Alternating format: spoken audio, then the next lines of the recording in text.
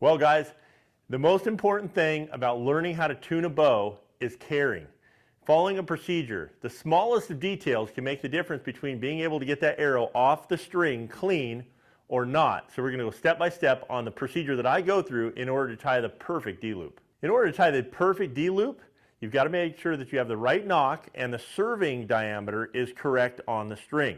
Now, if I snap this on there, I want to have good contact area. I want it to be able to slide back and forth on the serving, but it doesn't need to be so loose that there's a bunch of shimmy in it. I need it to be able to give a nice firm snap. Not too hard, not too loose. Now that I've got that attached to the string, I'm going to let it fall right through my booger button holes on the center of the bow. That's exactly where you actually bolt the rest onto the bow riser itself. I'm letting it fall all the way through, but in order to do that, I've got to make sure that it's completely level. So I'm going to go ahead and put a level here on the string, and yes, the bow is level, and now I've got that arrow falling like a plumb blob right through the center of those two booger button holes. So now I know I'm 90 degrees off of the string, perfect. It doesn't matter where the rest is. It's more complicated to set up the rest to set the height. I'm going to go ahead and tie the D-loop, and now I know that is in a perfect location, and then I'll go ahead and set the rest later. The next thing that I'm going to do is I'm going to grab some serving, like this right here. This serving is the 20 thousandths, and it's made by BCY, and you need a lighter. So I'm going to grab this right here, and I'm going to build a little knob at the end of it. When you do this, it frays, and you have to imagine that the amount of speed of the bow and the arrow actually moving off of there can actually fray the end of that. So I'm going to take a lighter, and I'm going to go ahead and just touch it real quick and build like a little bit of knot there. And then I'm going to go ahead and move this on the top side of it. So I'm going to build a really half hitch. I'm going to run it underneath like this, run it through the spot, and then I'm going to go ahead and tighten that against that knob that I built. And now that I've got that right in the perfect location, I can go ahead and move that over. Got it in the perfect spot. And now I'm going to cut this just about, I would say, 1/8 of an inch to 1/4 of an inch off of it, depending on the serving material. Then I'm going to go ahead and just fire it up right here with my lighter, let it burn down to the end, and then give it out. And that gave me a really good, nice little, very tight knot there. And I'm going to go ahead and move that knock back to that spot, making sure that it's still falling right through the center of the bow. And then I'm going to go ahead and tie one at the bottom. So again, I'm going to grab that lighter. I'm going to go ahead and build a ball at the end of that so that I have a really good little knot spot that won't come through it. I'm going to go ahead and do a half hitch, send it through, and then just go ahead and tighten it up here. Move that knot right up to the other end of it. Now it's super important, and the reason I put a knot on either end is I don't want my arrow with the string pinch, depending on the length of the bow, depending on how big the draw length is, really does determine how much leverage there is from the bottom of that D-loop pushing up that arrow off the knock, and you can have complete tuning issues that could really cause problems. So by putting a knot at the upper and the bottom side of the knock like this, I've got some very little play, and it allows the D-loop not to put any pressure on the knock whatsoever. So again, I'm going to go ahead and light that up. I'm just going to use a lighter this time. Let it melt down there to the end and let her out. Okay, so now that I've got that, it's time to actually tie the D-loop. Now the D-loop is super important because we're using counter knots on either end in order for it to counter each other. So when it spins, and can you imagine the amount of force that gets happening with the string? And so the first thing that I do, this is a trick that I tell every single pro shop that I actually meet, but this right here is what we call beeswax. It's not a silicone wax. It's not the type of wax that you wax your string with. It's actually like a lubricant. This right here acts like a glue. And so there's basically a couple of ways that you can actually use the material in order to tie a D-loop. One of the best ways that I like better is to actually use a 4.5 inch from tip to tip, okay?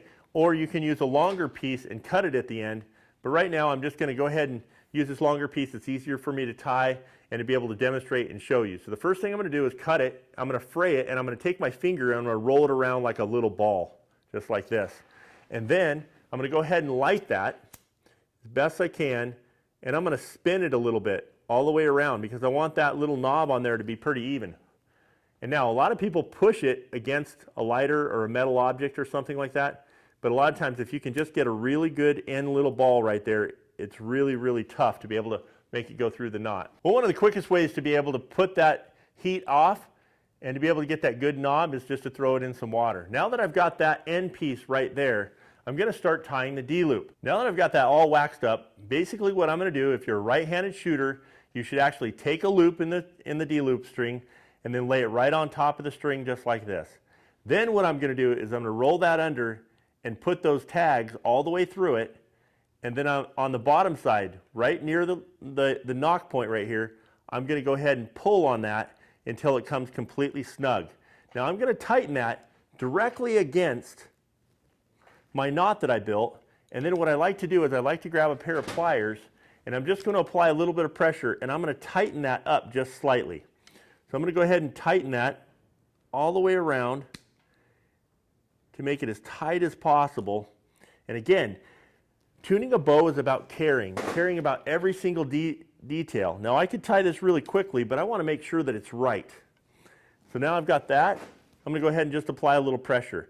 This particular set of needle nose pliers has a notch in it. It allows me to rotate the string around it.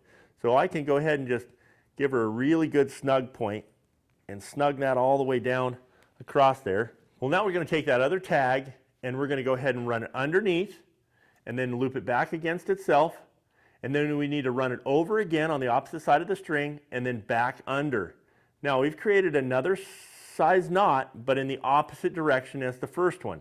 Now I need to be able to snug that down, so I'm going to run it pretty doggone tight because it's going to take a lot of slack out of it when I actually cinch it down.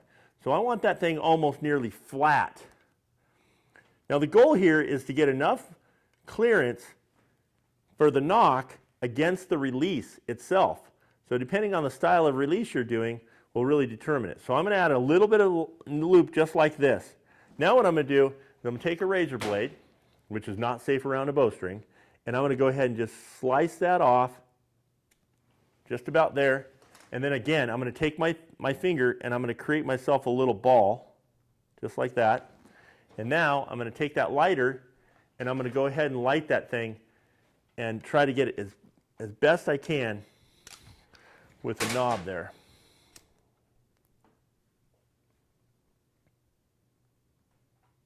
Melted it up pretty good. Now I'm going to take that original needle nose pliers, the ones with the notch in it, and I'm going to put it right in between that. And a lot of times you have to just let this take, 25, 30 seconds in order for that to melt off and to completely dry itself, because sometimes you get it so hot that it becomes kind of gooey. And now I can go ahead and just tighten that knot all the way down. Now with that, I've got knots on either side, so when I pull the bow, at no point am I going to be able to have the release touch the knock. When I pull it back again, I'm not going to add any up or down pressure because of the string pinch. And that right there is the perfect way in order to tie a D-loop. So if you follow that procedure step by step, that right there, that arrow will leave that bow and have no slot back and forth, and now you can start your whole tuning process.